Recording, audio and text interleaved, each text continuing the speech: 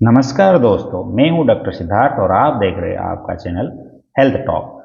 Health talk में आज की इस वीडियो में हम बात करेंगे prognosis after observing the actions of the remedy, जो कि जेटी केंट ने, अपना मास्टर जेम्स टेलर केंट ने 12 इसी ऑब्जर्वेशन के बारे में बात किया है, जो कि हमने पहले काम कर लिया। सपोज केस ले लिया, केस लेने के बाद इवैल्यूएशन किया, इवैल्यूएशन के बाद टोटलिटी पर पहुंचे, उसके बाद हमने सब कुछ एनालाइज करके प्रेस्क्रिप्शन किया। प्रेस्क्राइब करने के बाद हमें क्या करना है कि जेटी केंट ने क्या किया था वो आप यहाँ पर बता रहे हैं कि प्रेस्क्राइब करने के बाद वेट एंड वॉच करना है। वेट, वॉच एंड ऑब्जर्विंग करना है। ऑब्जर्विंग करके क्या ऑब्जर्विंग करना है? हमारा वेपन क्या है? हमारा वेपन है सिम्टम। सिम्टम में क्या बदलाव आया है, चेंज क्या हुआ है? चेंज, जो सिम्टम में चेंज है वो हमारा सबसे बड़ा वेपन है। क्या चेंज हो सकता है? इधर टोटली सिम्टम चला गया, suppose disappearance of the symptoms, or it may be aggravate or the ameliorated. The commonest are aggravations और एमुलेशंस। एग्रावेशन के बारे में भी यहाँ पर बात किया है। क्या एग्रावेशन है? It may be disease aggravations, it may be homeopathic aggravations. Disease aggravation में क्या होता है, होम्योपैथी एग्रावेशन में क्या होता है? पहले बात कर लेते हैं डिजीज एग्रावेशन में। डिजीज एग्रावेशन में क्या होता है? पेशेंट को वर्स फील आता है, तो पेशेंट में दिक्कत बढ़ता है सिम्टम के साथ। दूसरा कंडीशन क्या होता है, तो इंटीरियर पार्ट पे इफेक्ट कर लाता है। सपोज सुपरफिशियल पार्ट में था, विथ टाइम पैथोलॉजिकल चेंजेस आया तो इंटीरियर चला। सपोज स्किन था, स्किन से लीवर या किडनी या फिर हार्ट की तरफ जो इंटीरियर इनवर्ड जर्नी होगा सिम्टम्स का, वो आप डिजीज एग्रावेशन में देख सकते हैं। होम्योपैथिक एग्रावेशन में क्या हुआ होगा? होम्योपैथिक एग्रावेशन में सिम्टम वर्स हो सकता है लेकिन पेशेंट बेटर फील करेगा। पेशेंट बोलेगा सिम्टम्स तो है लेकिन मैं बेटर फील कर रहा हूँ, मुझे अच्छा लग रहा है। और दूसरी जो बात है, जो सिम्टम्स तो वो सुपरफिशियल लाएगा, फ्रॉम विद इन आउटवर्ड्स। सो इसे भी हमें ध्यान में रखना है, ये दो चीज ध्यान में रखना है। सिम्टम्स, द पेशेंट में भी फील्स पेनफुल, वो आपको आके बोल सकता है कि नहीं मुझे ये दिक्कत है। सपोज उसका पहले दिक्कत इंटीरियर में था, सपोज उसका दिक्कत हार्ट में था, जॉइंट में आ गया। सपोज उसका दिक्कत पहले चेस्ट में था, वो स्किन में आ गया। उसका दिक्कत इंटीरियर, सपोज किडनी में था, अभी कहाँ पर था, अब क्या हेडेक है, तो उसको हेडेक फील हो रहा है तो वो सिंपल सा बोलेगा कि मुझे वर्स फील हो रहा है, लेकिन उसका जो इंटीरियर था वो बेटर है। ये दो चीज को ध्यान में रखना है। डिजीज में हमेशा पैथोलॉजिकल चेंजेस इंटीरियर को इफेक्ट करता है, और होम्योपैथी एग्रावेशन में पेशेंट बोलता है मेरे को बेटर फील हो रहा है। Commonest difference is that in case of disease aggravation patient feels worse, and in case of homeopathy aggravation patient feels better. और एक बात भी यहाँ पर उन्होंने बोला है कि जो भी ऑब्जर्वेशन करना है हमें अनप्रिजुडिस होकर करना है। अनप्रिजुडिस ऑब्जर्वेशन क्या होता है? वहाँ पर हम ऑर्गन एफोरिज्म, हमारा मास्टर क्रिस्टियन फ्रेडरिक सैमुअल हनमन का जो ऑर्गन ऑफ मेडिसिन है, जो कि फादर ऑफ होम्योपैथी ने लिखा है, तो वहाँ पर एफोरिज्म 6 में डिटेल में लिखा हुआ है कि अब क्या केस ऑब्जर्व करना है, अनप्रिजुडिस ऑब्जर्वर कौन होता है, वहाँ पर डिटेल में लिखा हुआ है। ऑब्जर्व करते वक्त हमें लॉ ऑफ क्योर के ऊपर देखना है, जो कि हमने बात किया था। लॉ ऑफ क्योर कैसा होना चाहिए? लॉ ऑफ क्योर जो हेरिंग ने बताया है, कमेंट बॉक्स में जाके लिखिएगा कि लॉ ऑफ क्योरिंग क्या है, जो हेरिंग्स ने बताया है। केंट ने अपना पहला ऑब्जर्वेशन में बताया एक से एक केस जहाँ की इनक्यूरेबल केस है, पैथोलॉजिकल चेंजेस वहाँ पर हो चुका है, स्ट्रक्चरल चेंजेस हो चुका है, इरिवर्सिबल स्ट्रक्चरल चेंजेस हो चुका है। एग्जाम्पल के तौर पर उन्होंने ट्यूबरकुलोसिस टाइप का पेशेंट बताया है, क्योंकि उस वक्त ट्यूबरकुलोसिस टोटली अनक्यूरेबल था। उस वक्त जो हम ओल्ड स्कूल बोलते हैं अनक्यूरेबल था, इसीलिए उन्होंने एग्जाम्पल ट्यूबरकुलोसिस का लिया है, जो कि होम्योपैथी में बेहतरीन रिजल्ट उस वक्त ट्यूबरकुलोसिस के। हमारा जो एक जेम्स है बोनिंगहूसन, उन्होंने अपना आखिरी खत तक लिख दिया था अपने फ्रेंड्स को कि टाटा बाय बाय अलविदा, अलविदा लेटर लिख लिया था। अलविदा लेटर के रिप्ले में उनके फ्रेंड्स ने उन्हें एक पल्सिटिला का मेडिसिन दिया था, जिसके बदौलत वो अपना लाइफ को सेव कर पाए और अपना जीवन होम्योपैथी को डेडिकेट कर दिया था। तो आपको कमेंट में लिखना है जो उनका फ्रेंड कौन था जो कि मेडिसिन दिया था बोनी हुसैन को, इसे कमेंट में जाके लिखना है। तो यहाँ पर कैंट ने क्या बताया, एक स्टूप सोल्जर पर्सन है जो कि पोवर्टी से जड़ी थे और बहुत दिनों से सिक ली है। आप उसे देख सकते हो, क्रॉनिक कॉफ है, he is suffering from hacking of so many years. आपके पास बहुत लेट पहुंचा है। पहुंचने के बाद आपने क्या किया, आपने देख के आपको ऐसा लगता है कि इसे एक एंटीशोरिक चाहिए, आपने एक एंटीशोरिक सिलेक्ट कर लिया। एंटीशोरिक सिलेक्ट करने के बाद उस पेशेंट को आपने प्रेस्क्राइब कर लिया एक एंटीशोरिक। फ्यू वीक्स आफ्टर वो आपके पास आता है एग्रावेट कंडीशंस लेते हुए, सिम्टम्स एग्रावेट होता है, बताता है, आपने वेट किया, वॉच किया, फिर आता है सिंपल वही कंडीशन। ऐसे कुछ दिन चलने के बाद उसका एटेंडेंट आके बोलता है नहीं वो आपके पास आ नहीं सकते, अब चलने की भी काबिलियत नहीं है उनके लिए। पहले तो वो ऐसा ही था। ये रहा पहला ऑब्जर्वेशन। हम स्लाइड पे चल के देखते हैं पहला ऑब्जर्वेशन। यहाँ पर prolonged aggravations and final decline of the patient। Aggravation continue रहा बहुत दिनों तक, finally decline of the patient. ऐसे पेशेंट को डील करते वक्त आप उनका कंसेंट भी ले सकते हैं, क्योंकि आपको भी पता है यहाँ पर तो एग्जाम्पल ट्यूबरकुलोसिस का लिया गया है। ट्यूबरकुलोसिस था उस वक्त इनक्रेबल था, अब इनक्रेबल है। तो आज के सिचुएशन को देखकर आप दिमाग में बिठा कर ले सकते हैं। अगर ऐसा कोई इनक्रेबल केस आता है तो आप पहले से उनसे कंसेंट भी ले सकते हैं, उन्हें बता भी सकते हैं ये चीज़ है। तो यहाँ पर क्या है, यहाँ पर जहाँ लिखा हुआ है कि pathological changes occurred, vital reaction is impossible, indicated deep antipsoric doses है। यहाँ पर एक चीज हमें ध्यान रखना है, यहाँ पर डोज हमें लो रखना है 30 या फिर मैक्सिमम 200 तक। तो 30 या फिर 200 तक, यूजुअली 30 में डोज के बारे में यहाँ पर ख्याल रखना है। और एक चीज ख्याल में रखना है, इवन सेकेंड ऑब्जर्वेशन के लिए भी हमें पहले से एंटीडोट दिमाग में बना लेना है कि अगर हमें जरूरत पड़ी तो ये काम हो सकता है। एक लाइन में हम एंटीडोट के बारे में बता देते हैं। एंटीडोट क्या होता है? एंटीडोट एक ऐसा मेडिसिन है जो कि पहले दिया गया मेडिसिन का जो बैड इफेक्ट है उसे खत्म कर लेता है और जो गुड इफेक्ट है उसे कैरी फॉरवर्ड करता है। ये एंटीडोट कहलाता है। अब चलते हैं सेकेंड ऑब्जर्वेशन के बारे में। सेकेंड ऑब्जर्वेशन में लॉन्ग एग्रावेशन हुआ, वैसे ही जैसे एग्रावेशन हुआ, लेकिन फाइनली मंथ 2 के बाद ये जो हुआ स्लो इंप्रूवमेंट हुआ।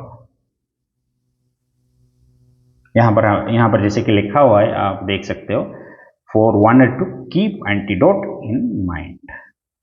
यहाँ पर भी मार्क्ड ऑर्गेनिक चेंजेस है, लेकिन बिगिनिंग में थोड़ा सा अर्ली आपके पास पेशेंट आ गया, पैथोलॉजिकल चेंजेस है, लेकिन फर्स्ट केस में इरिवर्सिबल है, सेकंड केस में बॉर्डरलाइन में रिवर्सिबल पैथोलॉजिकल चेंजेस है।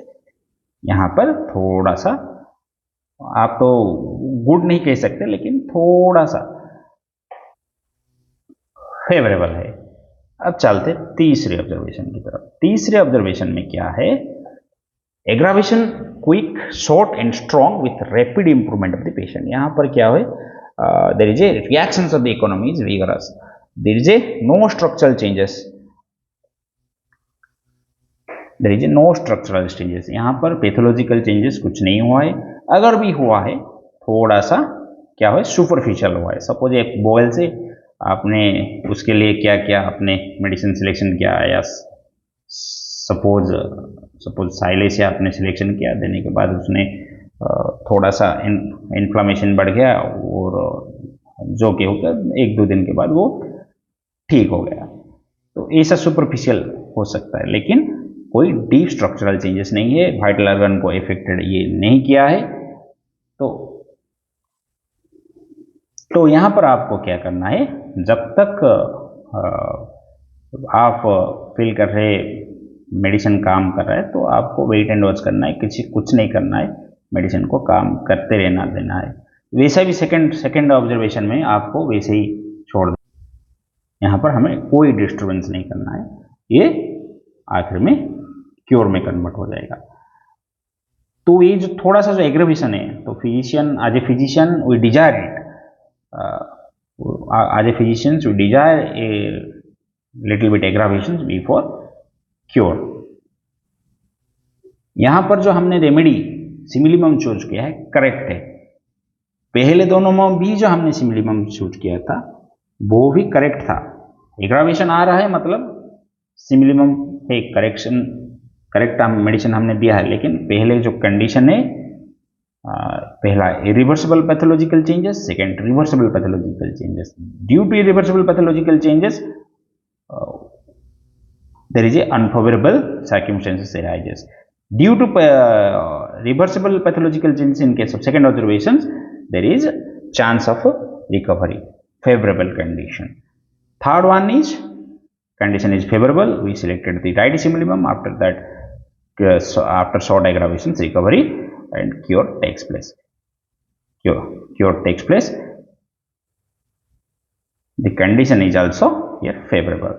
Now in case of 4 there is no aggravations with recovery of the patient. यहाँ पे क्या है, जो सब कुछ फिट बैठ गया, जो हमारा रेमेडी है वो एग्जैक्टली सिमिलिमम है और जो हमने पोटेंसी चूज किया था वो भी एग्जैक्टली फिटेड है। तो यहाँ पर क्या हुआ, पेशेंट का क्योर हो गया विदाउट एग्रावेशन। यहाँ पर भी कोई पैथोलॉजिकल चेंजेस नहीं है। यहाँ पर जो सिंपली नॉब पे लेवल पे कुछ फंक्शनल डिस्टर्बेंसेस है, स्ट्रक्चरल चेंजेस यहाँ पर कुछ नहीं है। यहाँ पर केंट ने बताया कि एक्यूट केसेस में it is may be very good prognosis है, जिसका एक्यूट कंडीशन में इसका प्रोग्नोसिस गुड है, because as a physician we desire a something aggravation, little bit aggravations before curing. In case of chronic cases it is doubtful.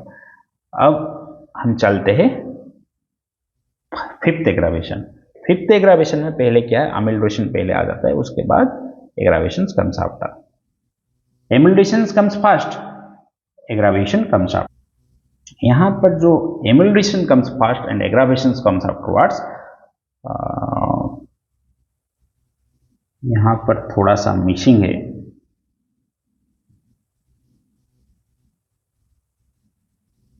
Afterwards comes afterwards, this is not correct. The emulsions comes first and aggravations comes afterwards. यहाँ पर क्या हो सकता है, suppose आपने कुछ दवाई दी, दवाई लेने के बाद पेशेंट आया, बोला सब कुछ ठीक ठाक है, बढ़िया है, अब मेडिसिन बढ़िया सा काम कर रहा है। 5-7 दिन के बाद आके बोलता है नहीं, ये फिर से डिजीज सिम्टम है जो एग्रावेटेड होकर आया है।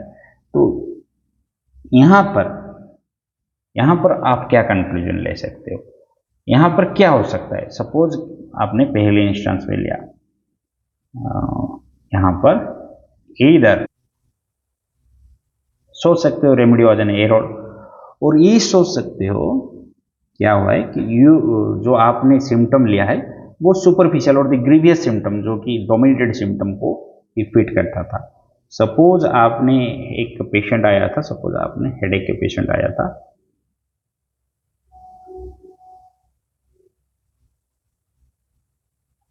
ग्रीवियस सिम्टम हेडेक है, यहाँ पर बेलाडोना 30 आपने दिया था, 2-4 दिन में ठीक हो गया। उसके बाद एक पेशेंट एग्रावेटेड कंडीशन में आया, यहाँ पर आपको क्या करना है, रीटेक केस लेना है, उसका कंस्टिट्यूशनल लेना है, कंस्टिट्यूशनल ट्रीटमेंट देके जो भी मेडिसिन सिमिलिमम आता है रीटेक केस में आपको यहाँ पर सिमिलिमम देना है। और फिर हायर पोटेंसी के बारे में भी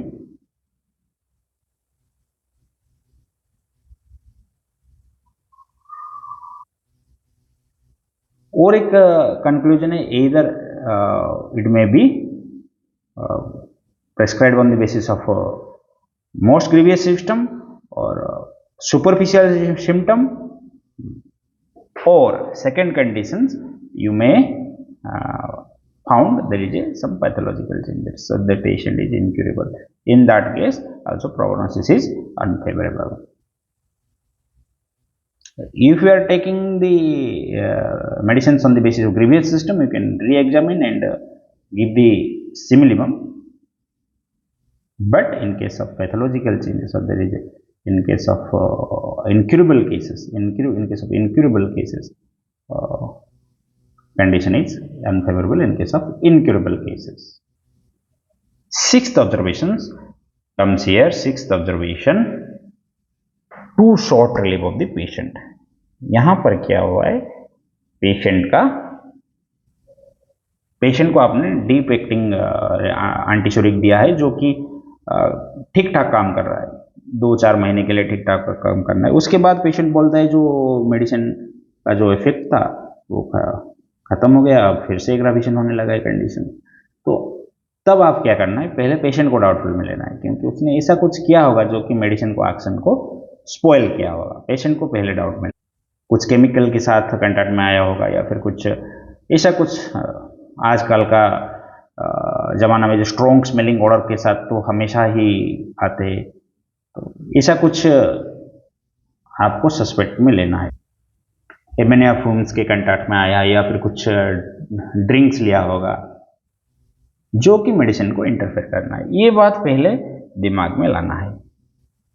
या फिर एक्यूट केस है, एक्यूट केस में इन्फ्लामेटरी कंडीशन है और उसमें थोड़ा साइड इफेक्ट वगैरह आया है, आपने मेडिसिन लिया है तो वो चला गया है, लेकिन रीअपीयर हो रहा है, उस कंडीशन में आपको सिंपली जो पोटेंसी को बढ़ा सकते हो।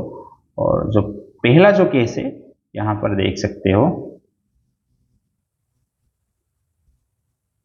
पेशेंट चाहे ये अनकॉन्शियसली कर सकता है कि जो कुछ एंटीडोट जो करने वाला मेडिसिन कुछ चीज़ के कंटैक्ट में आया होगा, जो एमोनिया फ्यूम हो जो कि केमिकल के कंटैक्ट में, या फिर कुछ ऐसा ड्रिंक लिया होगा, तो may be it may B intentionally और इट मे बी अनकॉन्शियसली। तो आपको अगर ये कंडीशन सब कुछ ठीक रहा तो इसकी रिकवरी आ सकता है।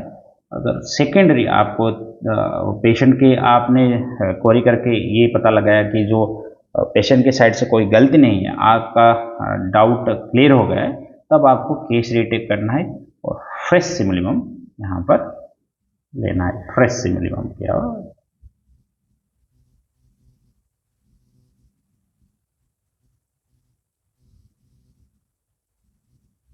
यहाँ पर एक्टिव बेज में अपने पावर को बढ़ा सकते हो। यहाँ पर नेक्स्ट स्लाइड में चलते। 7 full time memorization of the symptoms yet no special relief. यहाँ पर सिम्टम खत्म,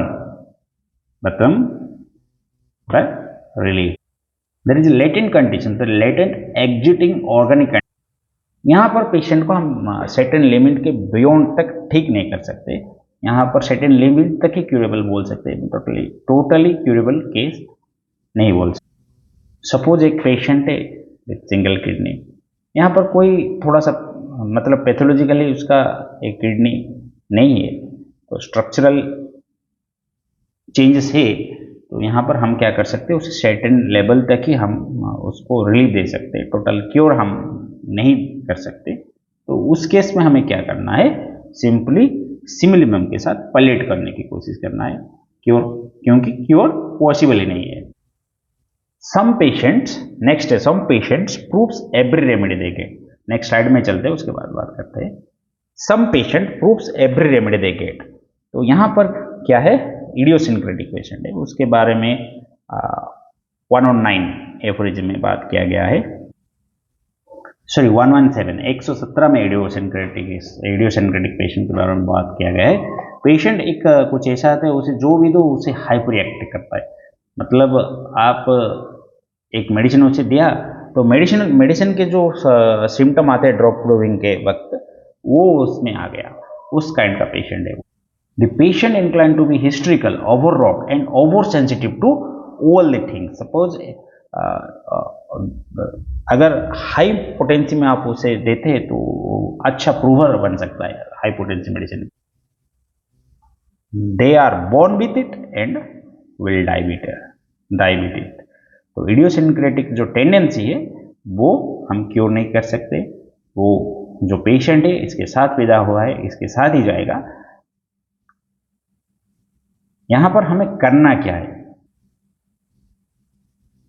you can use them for drug proving for higher potencies 200 and more.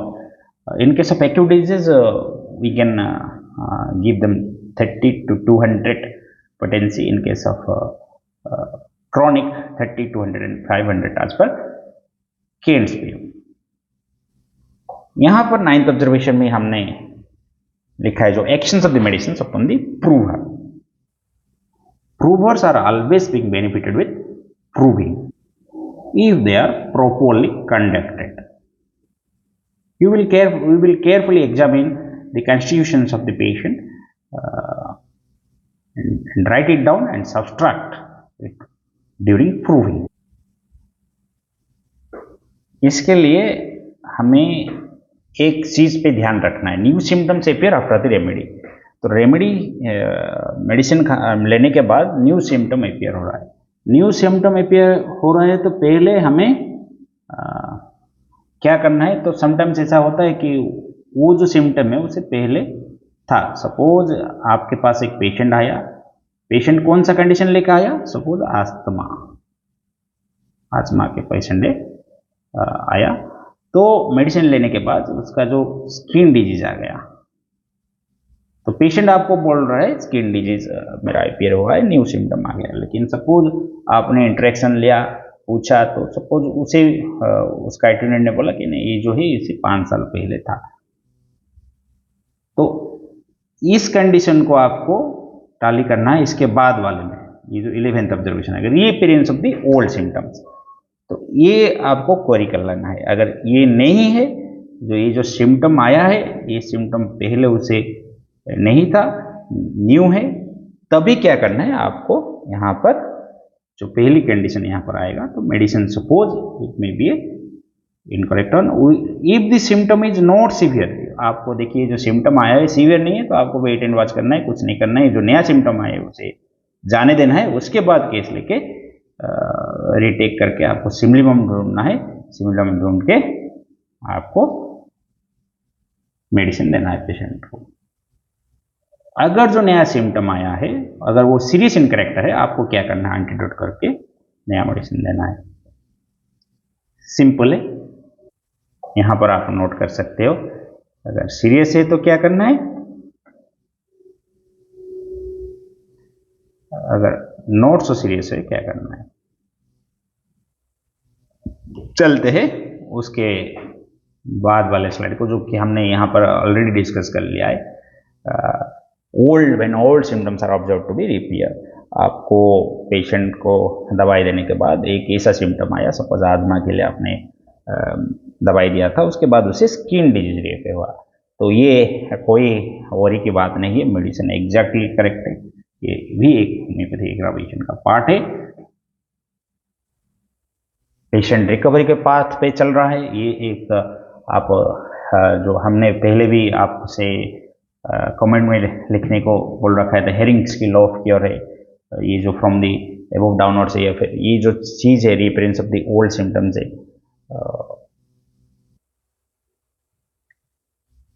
ये पेशेंट की रिकवरी पे रोड पे चल रहा है. तो यहां पर क्या हुआ, जो ओल्ड सिम्टम्स आया चला गया तो ठीक है, अगर नहीं चला गया तो आपको एक रिपीटेशन की जरूरत है. तो कोई वरी की बात नहीं है, ये फेवरेबल कंडीशन. यहां पर प्रोग्नोसिस वेरी गुड है. यहां पर आते हैं सिम्टम्स टेक्स रॉन्ग डायरेक्शंस. तो डायरेक्शन ही रॉन्ग है, तो ये तो फेवरेबल हो ही नहीं सकता. आप यहां पर देखते हैं symptoms takes wrong direction. Symptoms ही हमारे लिए सब कुछ है, तो अगर वो रॉन्ग डायरेक्शन में चला सकता है तो ये फेवरेबल कभी भी नहीं हो सकता. ये पहले हमें सोच लेना.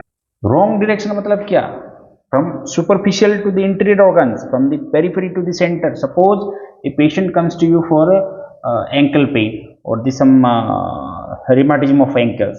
So after the providing medicines, there is appearance of the symptoms in heart. Symptoms takes in wrong direction. Disease is transferring from circumference to the center.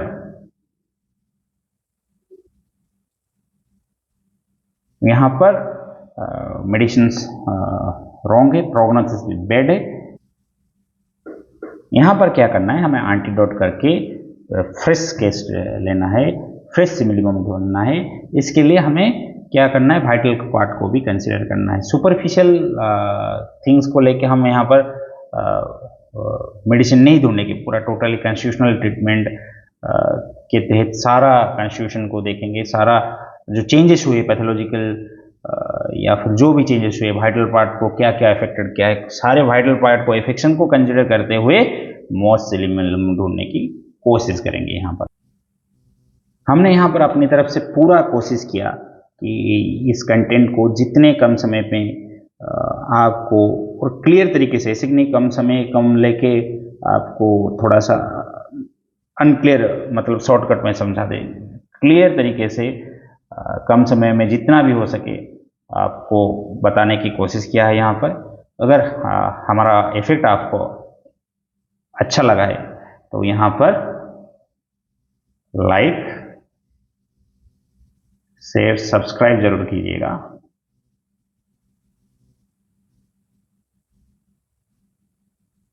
इस तरह का और भी कोई कंटेंट के ऊपर आप अगर वीडियो चाहते हैं तो उसे कमेंट में जरूर लिख दीजिएगा। अगर कोई क्वेरी भी हो तो भी कमेंट में जरूर डाल दीजिएगा। Thank you for watching, signing out for now. मिलते हैं अगले वीडियो में, बाय बाय।